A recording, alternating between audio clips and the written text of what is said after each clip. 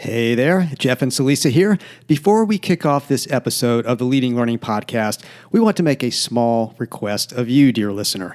If you're someone who has listened to the show before and gotten value out of it, or if you're someone listening for the first time and you find this episode valuable, please take just a moment to leave a rating and brief review for Leading Learning on iTunes by going to leadinglearning.com/iTunes.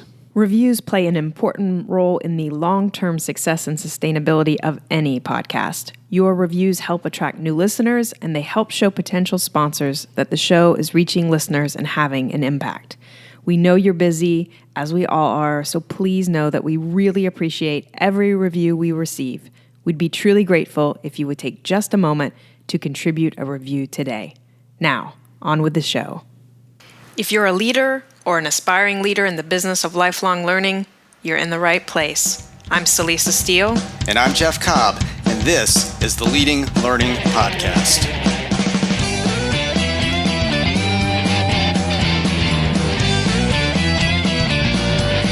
Hello there. Welcome to episode 186 of the Leading Learning Podcast, where we talk with Ian Chiu, Managing Director at Owl Ventures, a venture capital fund that invests in education technology companies. Ian brings a perspective to the show that we haven't had before, so we're excited to have him here. But before we get to the interview, we want to take just a moment to highlight a recent review of the show and express our appreciation. That's right. We noted before rolling the usual intro for this episode that reviews really are critical to the show's long-term success, and we thought it might be helpful to provide an example. So this review comes from Gail C. Gail gives Leading Learning a 5-star rating and writes, "Another great episode. Just listened to number 176, 5 big takeaways from Traffic and Conversion 2019. Packed with actionable insights. I always appreciate the great show notes as well, so that I can listen on the go and follow up with the notes to record my key takeaways." Thanks so much to Gail for leaving that review and also pointing out the value of the show notes as part of it. Yes, thank you, Gail. And I'll note that the review is very brief, just a headline and 2 sentences. So if you're worried that leaving a review will be time-consuming, rest assured that it can be done very quickly. Just go to leadinglearning.com/iTunes, give us a rating, hopefully 5 stars, and jot down a couple of sentences. That's it. Now, to turn back to the main focus of this episode, Jeff, you were the one who got to talk with Ian Chiu. What did the two of you cover? Well, the backdrop for our conversation is the fact that there has been just a real surge in the level of investment flowing into educational technology companies over the past several years. And 2018 was a record year, and there don't seem to be any signs of investment letting up. So it definitely seems like a good time to get the perspective from someone who is on the front lines of investing in EdTech, and Ian is definitely right there in the thick of it. I had the pleasure of connecting with him probably about a year ago as he was researching the lifelong learning market. And of course, that is our bailiwick. So he came across us in his research and reached out.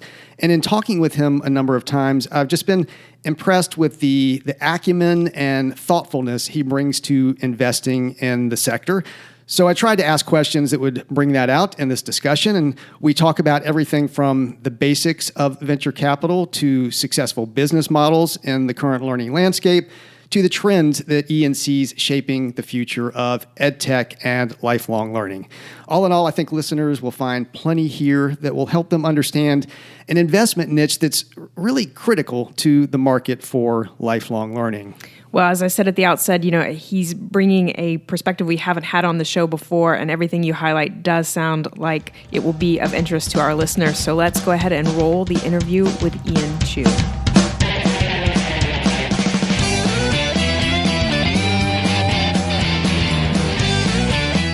Welcome to the Leading Learning Podcast. I'm Jeff Cobb, and today I'm joined by Ian Chiu. Ian is a managing director at Owl Ventures, one of the firms that is leading a wave of investment in educational technology companies. Ian has a wealth of experience in educational investing and board service, and I've personally enjoyed both getting to know him a bit and hearing his perspectives on the lifelong learning market in conversations we've had over the past several months. We thought leading learning listeners would also appreciate hearing Ian's perspectives and the perspectives of the venture capital community more generally. So I'm happy to have him as a guest for this episode. Ian, welcome to the Leading Learning Podcast. Thank you, Jeff. Pleasure. Well, to start us off, I want to give you a chance to say a little bit more about yourself and your background and work, maybe about Owl Ventures. What would you like to highlight for listeners? Yeah, thank you very much. I've been investing in technology now for 15 years. I started out as a firm called Silver Lake Partners, making large-scale tech investments, and then the last 10 years prior to Owl Ventures was at Warburg Pincus as well, making growth investments within education technology. So I've been investing in EdTech for the past 10 years. And Owl Ventures, we are an EdTech focused fund, and we're investing behind transformative companies in education. We have now 28 portfolio companies, and we're managing over $600 million across 3 funds. For your listeners, BenchPrep, Degreed, Thinkful, Noodle Partners, those are a few of our investments that touch on career skills, lifelong learning, university education. So those are some of the relevant ones. And we also invest in a number of companies within the K-12 market as well. Well, now, and I sort of cut my teeth, coming into the whole world of online learning and adult lifelong learning. In the venture capital world, I was there in the go-go.com days in the mid-90s, and lots of money being invested. But I'm going to go out on a limb and assume that most leading learning listeners may not have that degree of experience with venture capital. In fact, they may only have a vague idea about how venture capital actually works. Could you give us just a sort of a brief primer, a kind of VC 101? Sure. Yeah. Venture capital as an industry, what we are doing is essentially investing behind companies that we believe are going to transform a particular sector. So in this case, for Owl, it's education as a sector that we focus on. Other firms are going to be investing on in focusing in areas like fintech or financials, real estate tech or logistics and transportation. I think just this week there's going to be Uber coming out to go public as an example. And so, for us as an industry and as a firm, what we are doing is we're investing on behalf of our own investors, which includes the likes of pensions and university endowments. And we're looking for these companies to invest in that, we can support them, not only by providing them with our capital, but also our sector focus, our experience working with and helping to scale companies, our relationships, within a sector, and really just provide them with not only the capital as they continue to grow, but everything around building a business. And so for us, we'll invest here at Owl anywhere between $5 to $35 million. And we'll also hold reserves, essentially what we call follow-on investments, to support the company as it grows. There's certainly going to be some venture firms that invest at an earlier stage even than we do, small amounts. There are segments of the investment world where, called angel investors, right? So this could be friends or families of an entrepreneur, where they're investing a couple $100,000 even, just to get going. Our investment period, and generally, I would say for venture capital, is going to be measured in years. And so these are long-term investments, long-term relationships that we're establishing. And then eventually, as the companies grow and as, hopefully they achieve essentially success, these companies will either be bought or taken public or some other form of, exit or liquidity for the venture firms. And then we in turn then return that money, to our investors, once that happens. If you're ready to invest in educational technology to help drive the growth and success of your learning business, we suggest you check out our sponsor for this quarter. Community Brands provides a suite of cloud-based software for organizations to engage and grow relationships with the individuals they serve, including association management software, learning management software, job board software, and event management software. Community Brands' award-winning crowd wisdom learning platform is among the world's best LMSs for corporate extended enterprise and is a leading LMS for association-driven professional education programs. Award-winning Freestone, Community Brands' live event learning platform, is a leading platform for live learning event capture, webinars, webcasts, and on-demand streaming.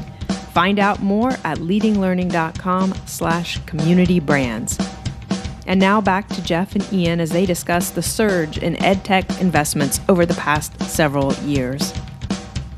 I want to come back in a minute to when this is most appropriate, when venture capital makes the most sense as opposed to other ways of funding a company. But before we get there, one of the key reasons you're here for this episode is that we've obviously been seeing a significant rise in EdTech investment over the past several years, and at least the numbers I've looked at, something like $500 million or so in 2011 to more than $1.5 billion or nearly $1.5 billion in 2018. It's probably past that at this point.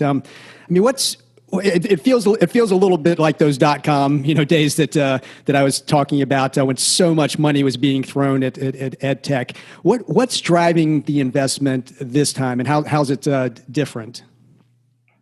Yeah, no, wonderful question. A couple of things, and actually, some of the figures that you quoted, I suspect are also U.S. only. I think if you zoom out, as well, 2018 saw north of $8 billion, when you take into account some of the global markets as well. And so, there is, a lot of interest right now in education.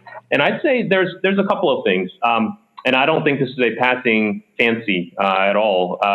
If you look at the global expenditure for education as a whole, it's measured in the trillions of dollars. So, call it $6 trillion today.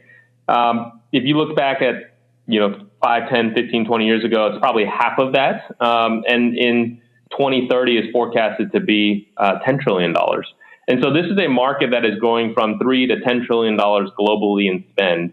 And then the other factor underneath that is the digital adoption is growing. And so as a sector, education has generally lagged other industries, and there's a variety of reasons for that. A couple just to kind of share with your listeners. Certainly, I think infrastructure, if you take K-12 as one example, or even higher education, for many K-12 organizations and schools, public schools, for many years didn't actually have broadband internet access in the school buildings. And then for career learners, I think if you look at the adoption of mobile, certainly the comfort with learning digitally and on the go, has only been on the rise. Even if you look at our own sort of personal behaviors, I personally am certainly listening to more and more podcasts, consuming more video content, today than I was 10 years ago, certainly. And as you think about those trends, more spending, more digital penetration, that's what's fueling a lot of the interest right now in the sector and within education technology specifically. And I think generally what you find in technology is that oftentimes it takes a little bit longer than folks imagine, for things to get going. But then when it finally does get going, the adoption actually is much faster, right? So, I think the classic example of this is if you think about, the adoption of smartphones and iPads and things of that nature. If you go back, 20 plus years, if you remember the Apple Newton product, or even the Palm Pilot in the first generation. And, those products were slow to kind of get going, and eventually I think perhaps even a little bit early for their time.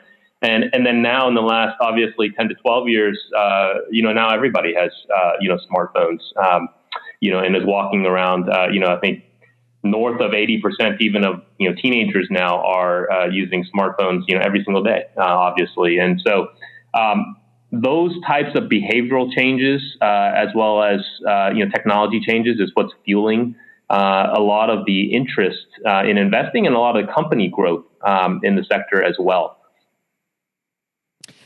And Yeah, you just mentioned the Palm Pilot, which was taking me back nostalgically because I was a proud Palm Pilot Yes. owner, and obviously that particular technology fizzled away. But as you said, others came along that served that need that was represented by the Palm Pilot, and so plenty of continued growth and investment in that area. And as you're saying, it just makes a lot of sense to be investing in EdTech at this point. Does that mean that that we're going to be seeing a wave of EdTech IPOs sometime in the next few years?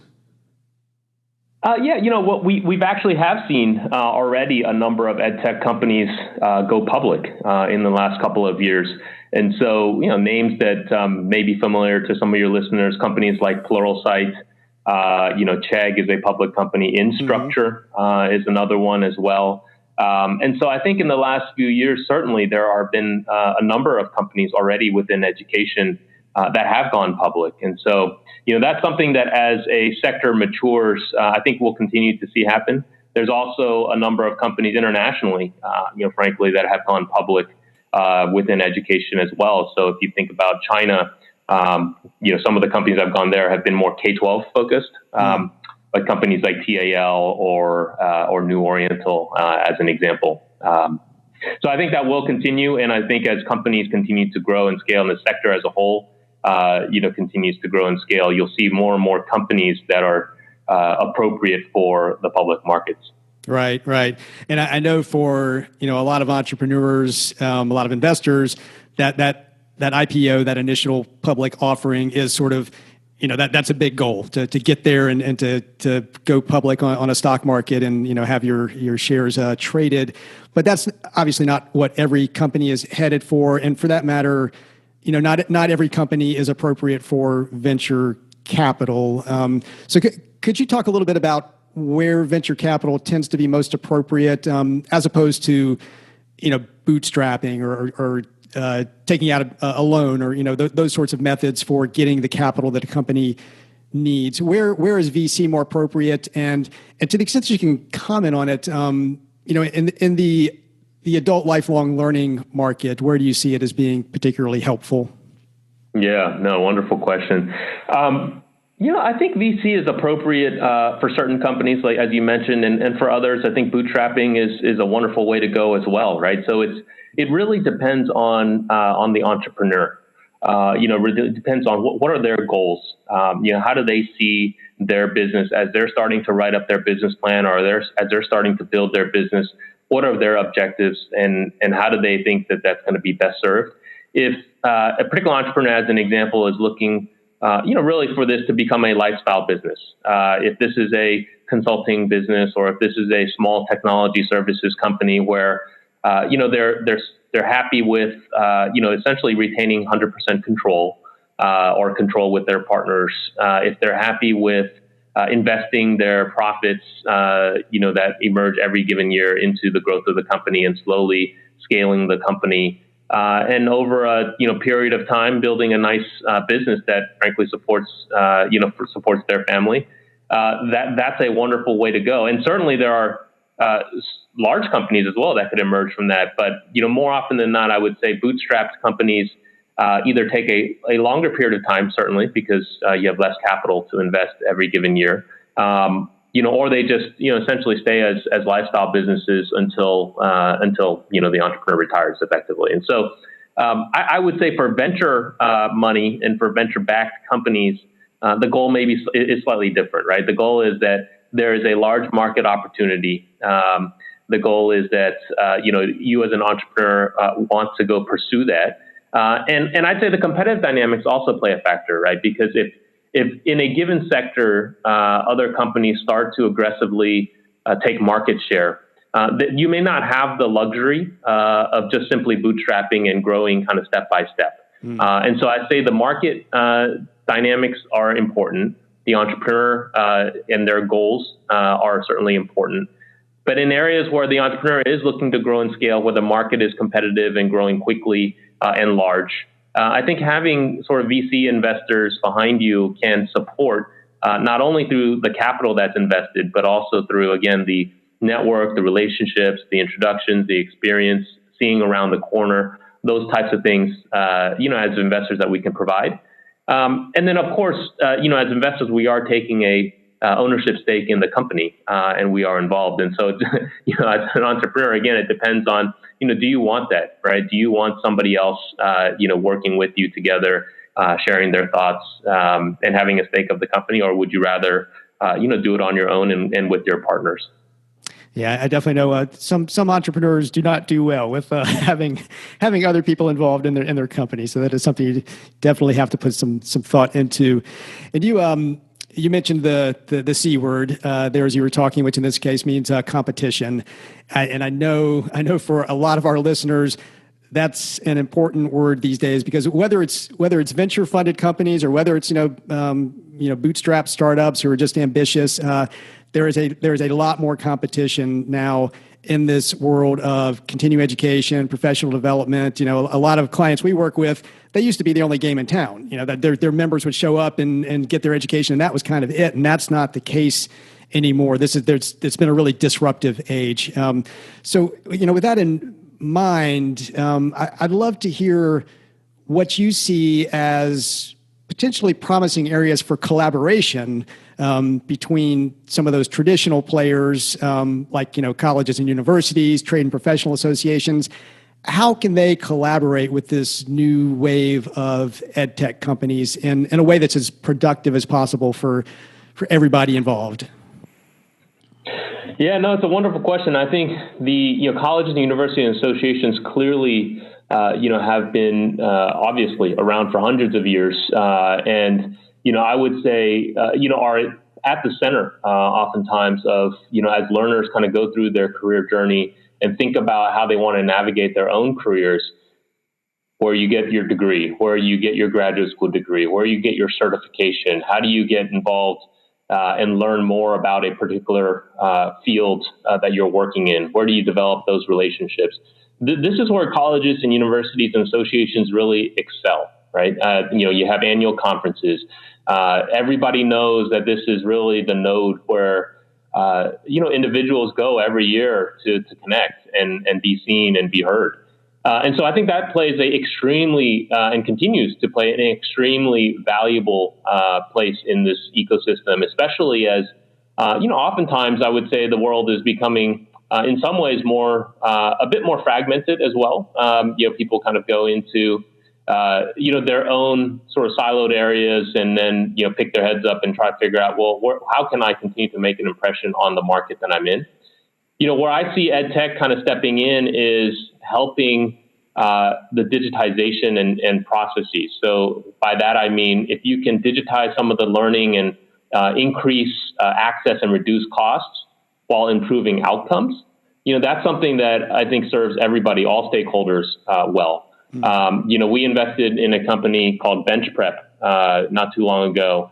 And, what they're doing is essentially providing a digital learning platform that partners with different associations and learning organizations to provide a digital learning platform. And these are the types of things where I see the associations that are providing that content, that are providing the learner relationships, they can leverage the digital learning side. They can really reach more learners. They can achieve a higher pass rate.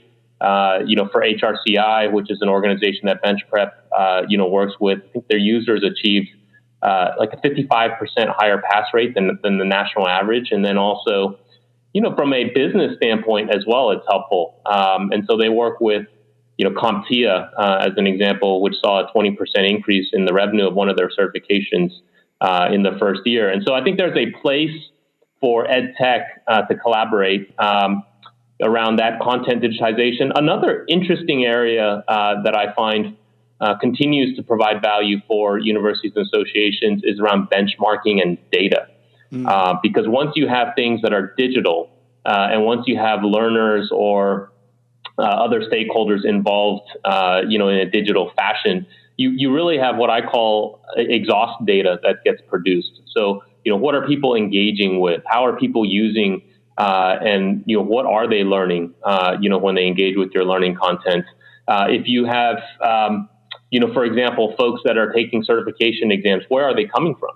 So simple things like, do you have more penetration or awareness of your certification in the Northeast versus the Southwest? a lot of this information can be hard to get at. And now that you have digital solutions, there's a lot more benchmarking and data and insights that you can glean from that, and then translate that into how you make your decisions and where you as an organization are starting to invest in your growth, for example. So Noodle Partners is another company that we've invested in the past. That provides a digital platform to take degree programs online. And so that, for example, they just signed an arrangement agreement with the University of Michigan Ross School of Business so that you can take essentially a 100% MBA program online. And so again, these organizations, the universities associations, they have approved, obviously, and created certifications and degrees, and I think that's tremendously valuable. And then overlaying and incorporating technology and digital into all of those can only make those more accessible and more scalable for those organizations. If you're looking for a technology partner to help you make your learning offerings more scalable and accessible, we encourage you to check out our sponsor for this quarter. WBT Systems develops the industry-leading top-class LMS, which delivers transformative professional development experiences for education and certification programs. With a single point of support from in-house integration experts, top-class LMS easily integrates with a wide variety of systems to provide efficient administration and a unified learning experience.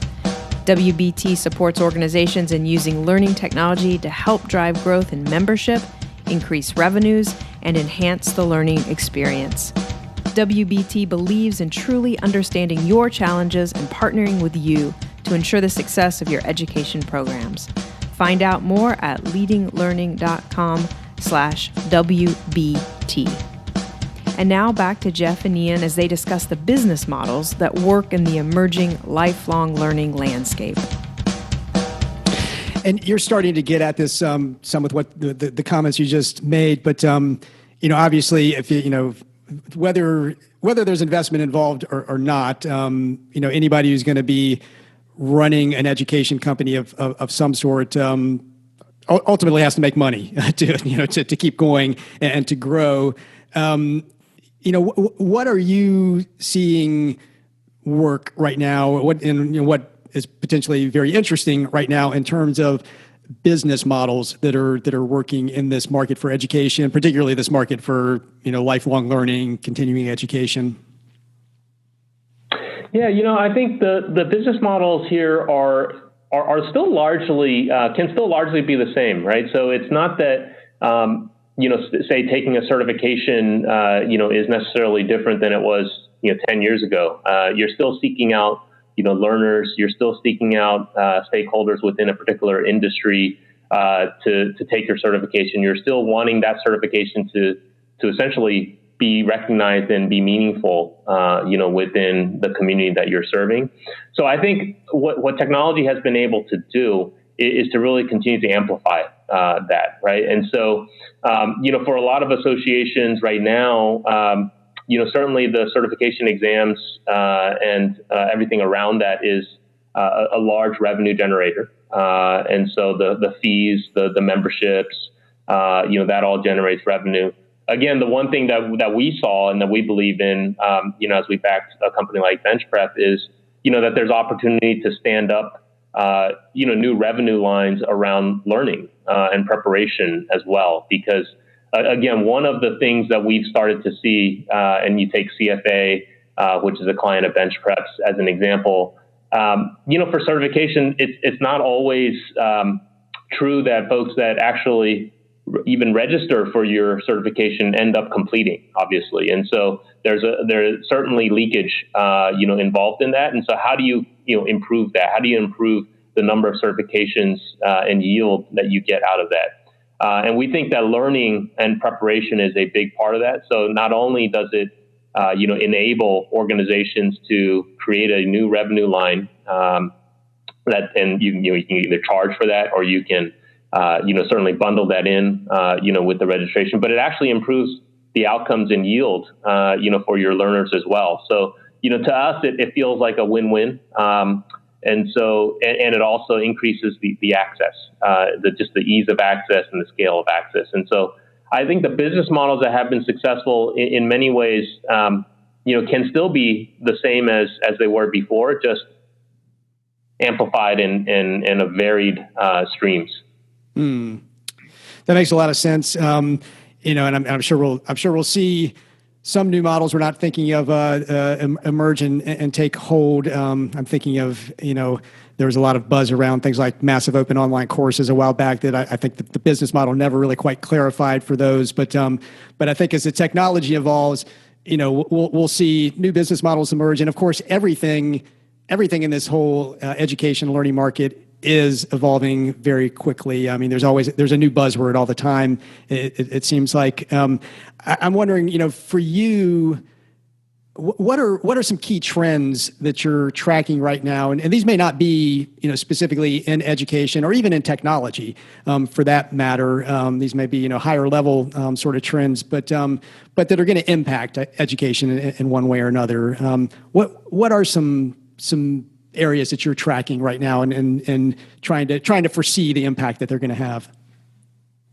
Yeah, no, I think it's a great question. For us, we are tracking a number of key themes. So certainly, I think at the highest levels, the sort of digital and technology adoption broadly, as we talked about. In other sectors, that percentage now is in the 20 to 30%, as opposed to single digits for the education sector. So we think that we believe that there's an opportunity for, really kind of 10x growth in digital penetration, within education. And by the way, that means anything from content delivery to process automation as well. So, we as an investor, we're not only looking at companies that are digitizing content, we're also looking at companies that are providing technology, software solutions to institutions of learning. So that could be higher ed, that could be K-12. We've also invested in a company called Degreed, which some of your listeners may be familiar with, which is doing essentially skills tracking. And so that's a platform. You talk about new business models. What they're doing is they've stood up a business around, tracking the skills that any employee essentially has been gaining over the course of their career, right? So for any individuals today, the last time that you learned something certainly isn't when you had a university degree. It could absolutely be you went to a certain conference, or you listened to you took a certain course online. You obviously had a certification, as it were. And so having those different types of skills tracked, this is what Degreed is doing. And so that's an interesting business that I'd say 10 years ago couldn't really have existed in the same way that it does today, because a lot of that may not be digitally tracked or even communicated in the same way, in terms of profiles and skills learning and assessments. And so the digitization of learning, again, is a big theme that we're tracking. Another thing that we're tracking certainly is simulation learning. And by that, I mean, essentially, it's not just static content. It's not just PDFs. Certainly, it's not text. It's not even just videos, but it's actually interactive simulation training.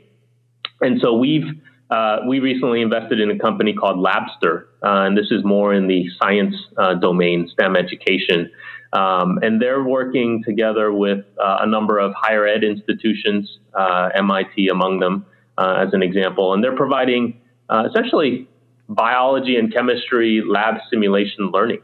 And so high schools around the U.S., the Danish government recently sponsored for all Denmark students to be all Danish students to have a Labster account. And what they're doing is they're providing essentially simulation training around labs. And so you can imagine the high cost of creating a laboratory for experiments and students learning in a physical laboratory. If you can do some of that or all of that, frankly, online and in a simulated fashion, you can think about it as a flight simulator. Instead of spending all the time in a jet fighter, you're also spending time in a flight simulator. I see that happening not only in just labs for high school students and for university students, but frankly in a number of other vocational areas as well. You can certainly imagine simulation training being used effectively, and again, increasing the access, increasing the scalable nature of the training, and reducing the cost all at the same time. I would say another one is certainly around AI. A lot of our companies, and that's a obviously common buzzword that's out there right now. I would just say that a lot of our companies are incorporating AI into their products and into, again, the ability to glean and draw from all of the data that they're gathering in terms of the usage of their products, and then turning around and incorporating those insights to make the experience even better or adapted to individual learners. And I think that's just a consistent theme that we're seeing right now in the sector. And then certainly I would say lastly is international. I mean, I think even for a lot of your listeners, I suspect international is an interesting growth arc for them as well, right? So for the CFA as an example, certainly, many CFA candidates are coming from India or coming from China, as well as the U.S. Really no reason why certain other certifications that carry weight in a given field of study or given field of practice, shouldn't be able to pursue that. And we're seeing companies internationally that are also growing, around education and technology as well, certainly.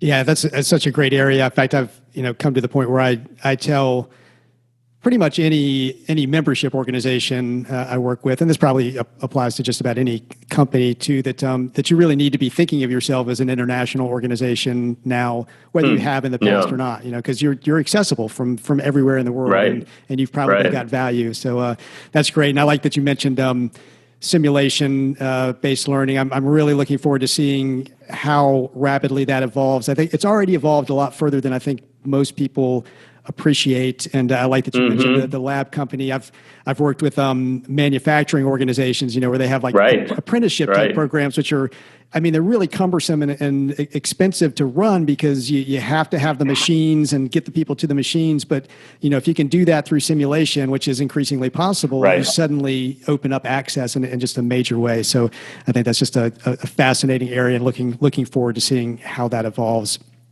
And I think just on that point, the simulation is going to not only just get better and better, but then you start to incorporate the potential use of virtual reality as well, which again is one of those types of technologies. If you and it again goes back to my earlier comment, a lot of times technologies take a lot longer than folks would expect to get adopted, but then when they do, they really take off much faster than folks expect. I think VR falls into that category. Certainly I would say, even 5 years ago, it always felt like, hey, it could be right around the corner. You had things, companies obviously like Oculus out there as well. And so I think there is a lot of promise in VR. I'm not smart enough to know exactly when that's going to take off. But, again, when you think about simulation training and the ability to incorporate and lean on VR technology, the manufacturing setting that you talked about certainly is entirely appropriate, right? If you can incorporate, VR simulation training to get as close to reality as possible, and allow people, frankly, to make mistakes in that simulated, VR world without, creating a lot of physical real life damage. I think there's a lot of use cases for that, that could transform a number of industries, and frankly, for associations and learning as well, be a big part of, their businesses going forward at some point in time. Definitely. I've been tracking a little bit of what Microsoft is doing in that area, and they seem to be really going all in on it, and really already got some amazing things happening with their hollow glasses. I can't remember exactly what they call them, but gives you that sort of. I think it's HoloLens, right? And they just released a new one. I think they have a big conference ongoing right now, even showcasing some of that technology. So it's pretty amazing stuff. Definitely. Well, very interesting times, as everybody listening recognizes. As we're starting to wind up here, and thanks again for coming on and sharing your perspectives. And I think it's the first time we've had an investor on the show, so it's great to see how you see things. But I would like to turn to you personally as we're getting ready to exit here, and want to ask you a question that we ask of all of our guests, and it's one that does focus on your personal learning, and that is, What is one of the most powerful learning experiences you've been involved in as an adult since finishing your formal education? Yeah, no, it's that will be an easy one for me to answer, and I would say that it's my job. It's investing. This is a career path where we are learning, and I am learning every day. We're out there talking to companies every day. We're out there talking to industry analysts. We're out there trying to understand what's going on in different subsegments of the market. What are the key trends? All the things that we've been talking about. These are things that we're studying every day, and we're doing it because we want to pick the best companies to invest in, and we also want to be as knowledgeable and helpful as possible as we support our existing companies as well, right? I mean, the way that we invest, and much like a lot of venture investors, the way that we invest is, we like to invest where there's kind of post-product market fit. These companies have already built a product and they're delivering something the market wants. So that's interesting learning for us to continue to follow those trends. As we help these companies scale and help them think about, how can we make their products even better? How can we make their offerings even stronger? And leverage, our capital to go do that. We really have to have a view on, where it can be helpful, right? And so, learning about things like the simulation side, learning about things like the benchmarking and data, and thinking about how that's incorporated into, the companies and the products that we're investing behind. That is constant learning, for us. And then also, I would say that from our executives and our CEOs, we are learning from them, all the time. This is a partnership. They are on the front lines having the customer conversations and distilling that in the board meetings, for us to really kind of digest. And it's fascinating because again, across 28 portfolio companies, all of which are focused on education and education technology, we really have a unique position where we can see some of these trends evolving. We're starting to make international investments, and so learning about those markets. Just in the last 8 months, we've invested in one company in China, one company in Europe, and one company in India. And seeing the trends that are happening in those geographies, how can they be now translated into opportunities for our companies here in the U.S.? And then vice versa, how can some of the things that our U.S. companies do, be sort of valuable to those international companies that we're investing in? So I would just say my job right now, and for the last 15 years, has been a constant education, and it's always a fascinating day when I can continue to learn and bring back to our companies, what we're seeing in the market. Well, I can definitely see and appreciate how that would be just a fascinating role to be playing. It's a very I'll use a term that got used in a recent podcast coined by a guest, Nancy Bacon. She talks about things being learningful. I think you've definitely got a very learningful job in what you do there at Owl Ventures. Well, just to wrap up then, if listeners want to learn more about Owl Ventures or connect with you, where should they go to do those things? Our website is a good place to start, owlvc.com, and you can always feel free to reach me directly as well at ian@owlvc.com. And so, we have also a LinkedIn page that you can follow and a number of other avenues, Twitter, etc. So all the usual stuff right now. Well, great. And I'll clarify that it is owl as in the bird, OWL, for anybody who's listening and not seeing it in print, just to be clear about that. So yeah, definitely go check out Owl Ventures. Check out what Ian is doing there. And Ian, thanks so much for being a guest on Leading Learning. Absolutely. Real pleasure. Thank you, Jeff. That wraps up our interview with Ian Chiu. To get show notes for this episode, go to leadinglearning.com/episode 186. When you check out the show notes, you'll also see various options for subscribing to the podcast. If you're getting value out of what you hear, we would be truly grateful if you would subscribe, as it helps us to get some data on the impact of what we're doing. And as we noted at the very beginning of this episode, we'd also be grateful if you would take just a minute to give us a rating on iTunes. Go to leadinglearning.com/iTunes. To do that, Jeff and I personally appreciate your rating and review, but more importantly, reviews and ratings play an important role in helping the podcast show up when people search for content on learning and leading. And we'd be grateful if you'd check out our sponsors for this quarter.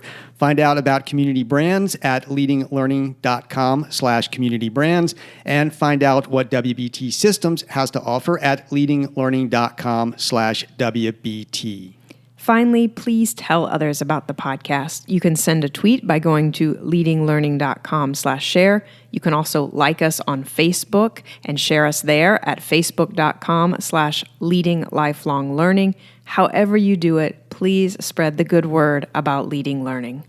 Thanks again, and we'll see you next time on the Leading Learning Podcast.